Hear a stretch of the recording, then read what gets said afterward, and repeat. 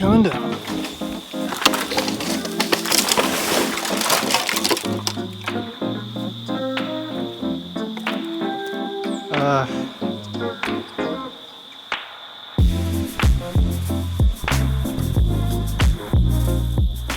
Right, I've got a plan for a massive project, and the scope of that project might be a little bit out of my league, but we're gonna try it anyways and just see how it goes.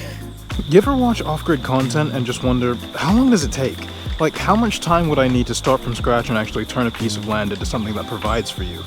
That's basically what we're gonna be trying to figure out over the next, however long it takes. The land tour video on my channel shows the main half of our land where we live and already have stuff set up, but I haven't really shown much of the other half, mainly because it usually looks like this. Which is why before the official start date I had to go down there and basically rediscover the place. Had a few rainy days in between, which is never ideal, but when the weather finally let up, it was finally time to get ready and head down there. Right, let's just go ahead and grab the gear that we need, and I'll tell you the rest on the way. So, I've got a couple things that I kind of want to prioritize when it comes to sorting stuff out down here. Number one, I guess I should probably start figuring out where the actual land boundaries are down here. After that, we can organize a dedicated spot for growing stuff. But also, I think I've got an idea of how I can use the space to bring in some money as well. This, which makes absolutely no sense. Essentially, this is supposed to be a charcoal kiln. I don't know if you can actually make out any of my terrible design here. Essentially, it's just a basic two-chamber design. The bottom one is for the fuel, the top one is for the bamboo, and then in the middle we have the steel drum lid. That'll be there so we can stop the fire from actually touching the bamboo. But to be honest, those are kind of just the first things that I want to do. What I have to do before I do any of that is to get the rest of this land cleared. So, here's how the first few days went. Not gonna lie, day one kinda humbled me right from the start. You don't realize how long it takes to clear land with just a cutlass until you start chopping. It just went on, and on,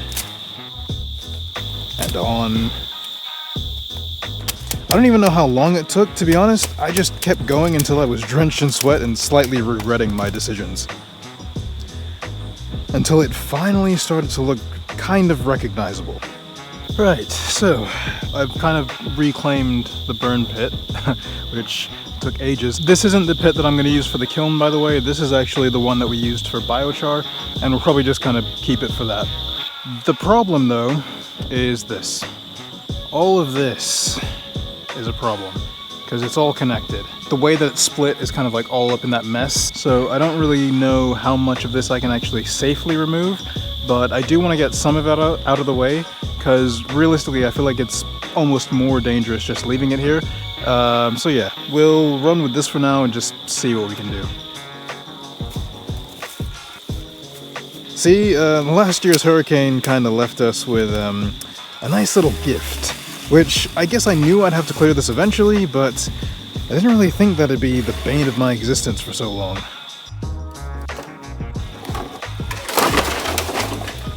Should have brought safety glasses.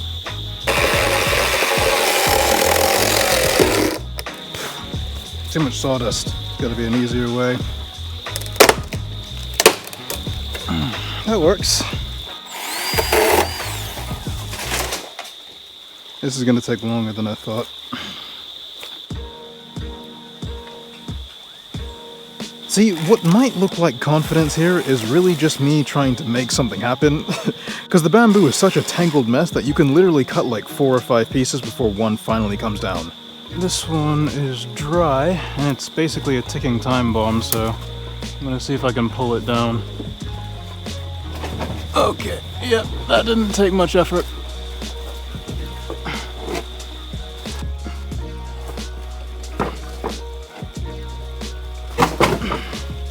It's basically just extreme Jenga. Or like, imagine you're a kid seeing a Rubik's Cube for the first time. You kind of get the idea that it's a puzzle you have to solve. But until you know the formula, you just randomly start turning sides until something happens.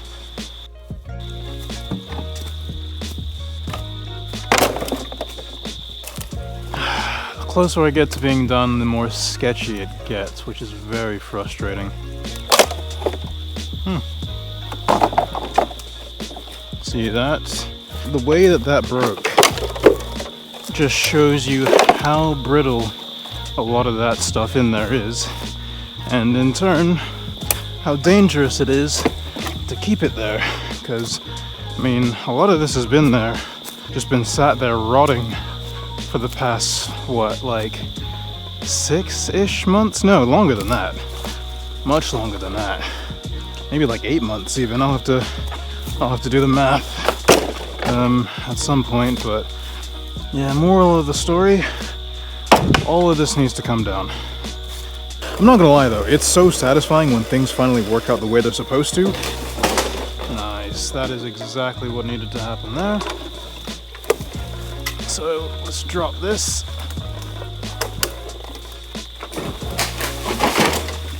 Nice. Very good indeed. So now I can just cut that in half and get it out of there. And this one, but then it just goes back to how it was before. Not too happy with how that went. Because now I may have to go underneath and start pulling pieces backwards. And low-key turn this into a minefield. And that's pretty much how the day went, and I ended up leaving more of a mess than when I started. It's basically just a never-ending loop until it's all cut. Alright, came down here pretty late today, so we're just gonna see if we can focus on cutting the most dangerous pieces down.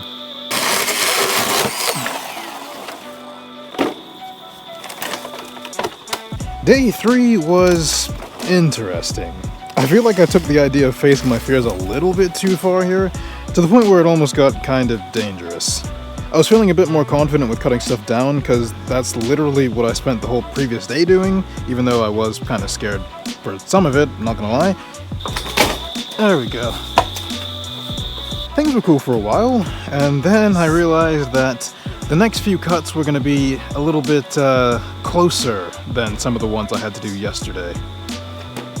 What's next?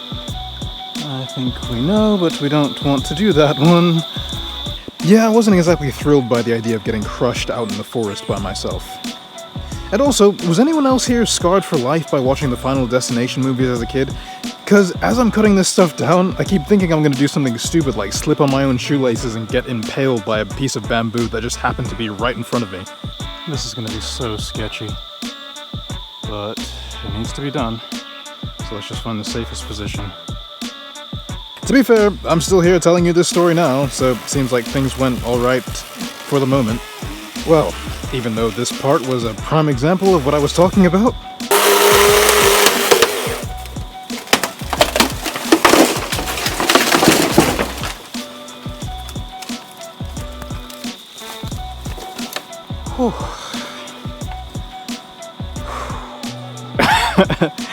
It's weird because you know you're in a safe spot because it can only fall like a couple ways, but it's terrifying regardless.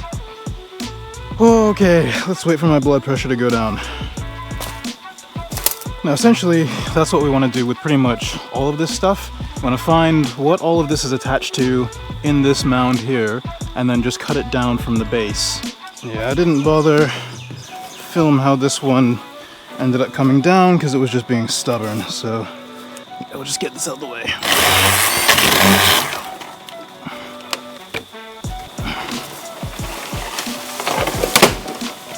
That one was in the way of some of the more dangerous ones.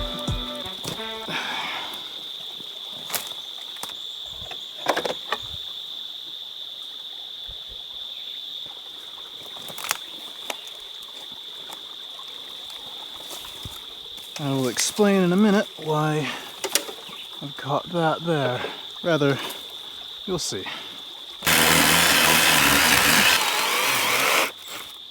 Right.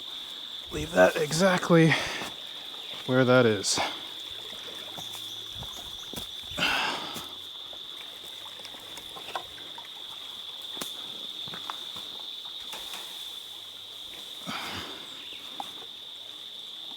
Jeez. Come on.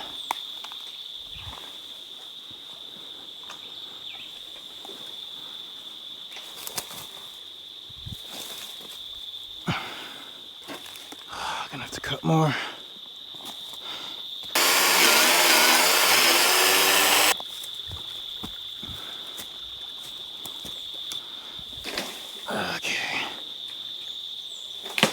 Alright.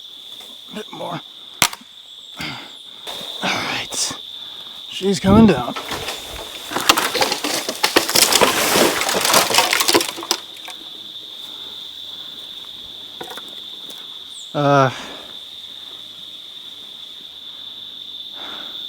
The fact that that didn't smash my camera is, well, let's just say I'm thankful for that.